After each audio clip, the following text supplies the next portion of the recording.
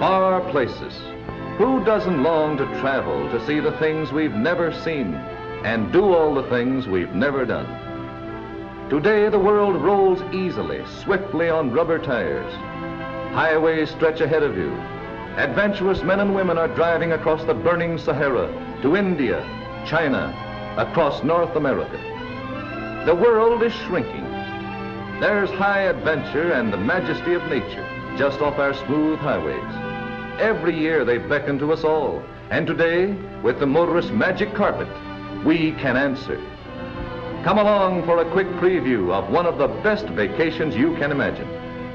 Perhaps we have only a few days or weeks, but we decide that this year we'll have a real vacation in one of our great national parks. We're going to northwestern Montana, to the finest mountain country in America.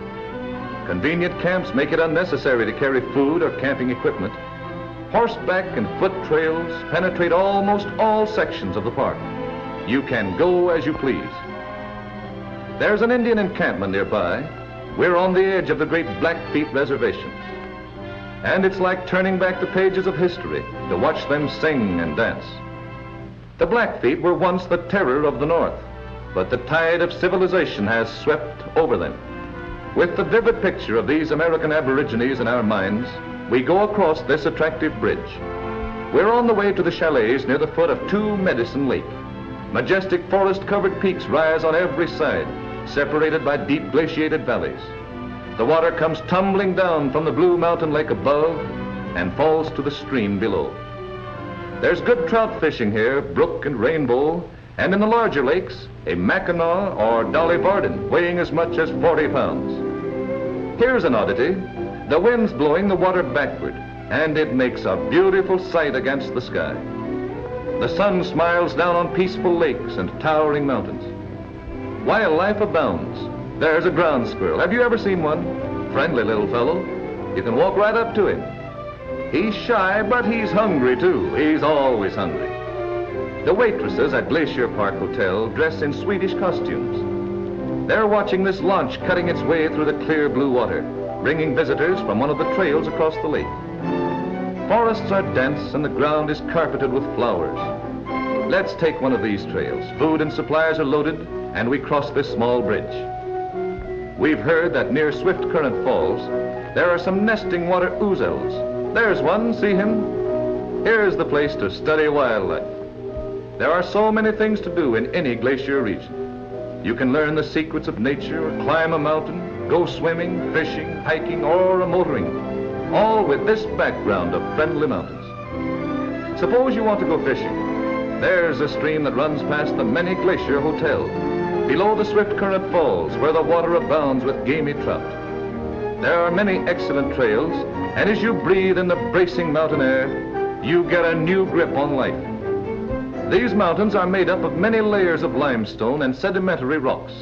This whole area was once covered by a shallow sea, and the muddy bottom slowly became rocks, known to the geologist as shales or argillites. But all of this happened several 100 million years ago, and we're content to leave the geologic history to the scientists. It's worth remembering, however, that the same natural forces which heaved up and carved out these landscapes have produced most of the mountains of the world. There's a modern hotel and everything looks very comfortable, and is very comfortable.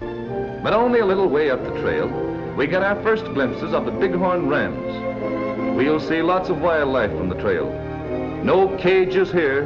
Everything is just the way nature intended it to be. We're headed for Grinnell Glacier, but there are dozens of others and hundreds of beautiful mountain lakes. It seems odd to think of snow and ice in the middle of summer, doesn't it? There it is, Grinnell Glacier, but it's still many miles away.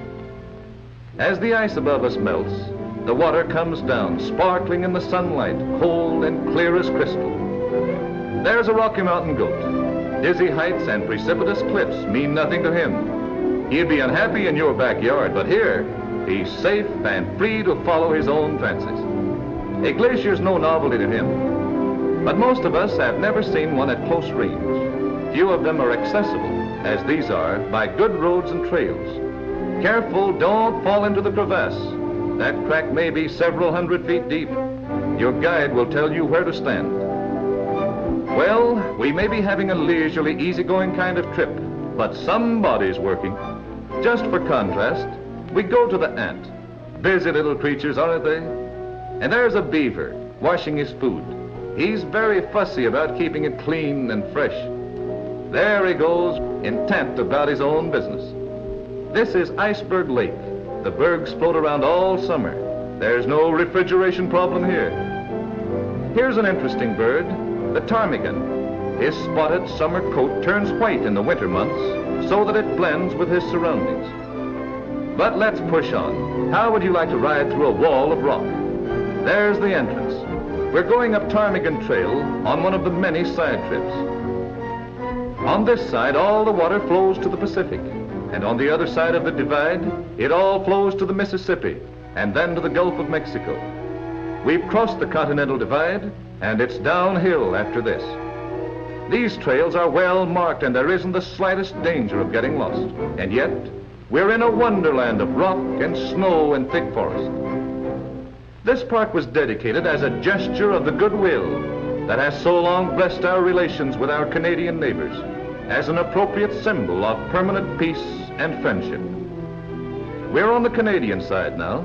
The boundary line runs along the top of that mountain. In such grand surroundings, we seem very far away from the frictions and troubles of a busy world. Here, peace and quiet reign supreme. You can drive here on the Going to the Sun Highway. This is one of the finest scenic roads in the world. If you haven't the time for packed trains, you can see the superb alpine scenery from your own car. This road is a triumph of engineering achievement. You can stop and overlook scenes that used to be witnessed only by the birds. The chalet groups are from 10 to 18 miles apart, and they provide excellent accommodations for visitors. You can look out of your car and see glaciers gleaming on the slopes or great mountain peaks. Gem-like lakes are everywhere, and in the summer, the wildflowers offer a color display that is forever a cherished memory of those fortunate enough to see it. For 2 weeks every year, the rare bare grass flower appears, bursts with beauty before it completely disappears again. As you go along these good roads, you'll look up and see landscapes like this. You'll come around a curve and see snowbanks like this in the middle of July. If you're in a great hurry, it's possible to cross the park in 2 days or less. Or you can spend weeks on Glacier Park's 900 miles of highway. The American and Canadian Rockies are all around you. The fringes of their ice caps and the snow is melting, letting the water come rushing down, glittering in the sunshine to make beautiful rapids and falls. You can tramp over the glaciers themselves, across the snowfields under the bluest sky you've ever seen. You can make up hiking or riding parties and go on short expeditions to the wilder and more inaccessible features. The smell of forests will linger in your nostrils, pine and spruce and hemlock, and the towering red cedars, all within easy reach of our transcontinental highways. And as you drive out, slowly, headed homeward again, you can't help but be impressed with the privilege of our modern day. Good roads to drive on, and the last word in personal transportation, the modern automobile, will take you there and bring you back again safely, comfortably.